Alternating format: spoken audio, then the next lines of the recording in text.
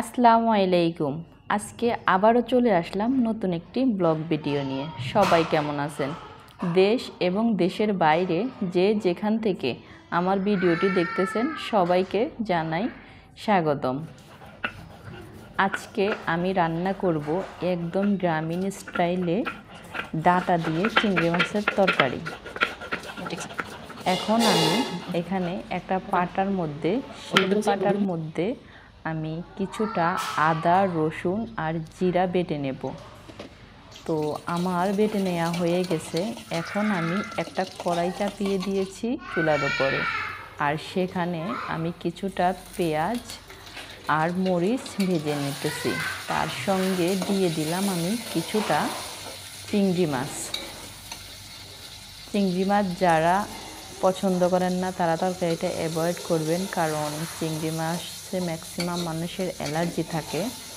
তবে চিংড়ি মাছ দিয়ে যে কোনো তরকারিটা রান্নলে খুবই মজা হয়, আর আমার তো খুবই পছন্দ চিংড়ি মাছের যে কোনো তরকারি, চিংড়ি শুটকি। দেখেন আমি মশলাপাতি সব কিছু দিয়ে কষিয়ে নিলাম। কালারটা কিন্তু জোশ আসছে, খুব সুন্দর লাগতেছে কালারটা। দেখেই মনে হচ্ছে তরকারিটা আজকে খুব মজা হবে। তরকারির স্বাদ হচ্ছে কষানোর মধ্যে। আপনি যত ভালো করে কষিয়ে নিতে পারবেন রান্না করার মশলাটা, তত ভালো হবে আপনার তরকারিটা। এই যে আমার কষানো শেষ, সেখানে আমি একটু পানি দিয়ে দিলাম।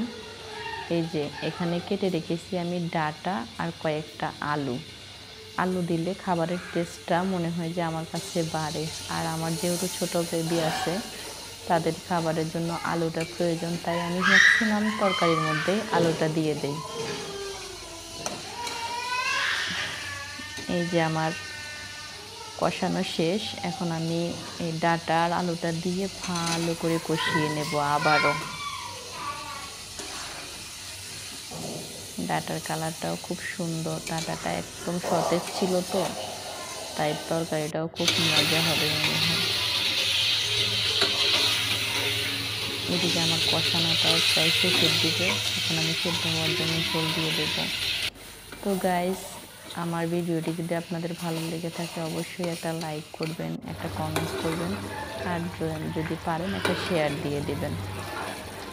তো পরবর্তী ভিডিও পাওয়ার জন্য অবশ্যই অপেক্ষা করবেন। ভালো থাকবেন, সুস্থ থাকবেন। আল্লাহ হাফেজ। এইদিকে আমার তরকারিটা হয়ে গেছে।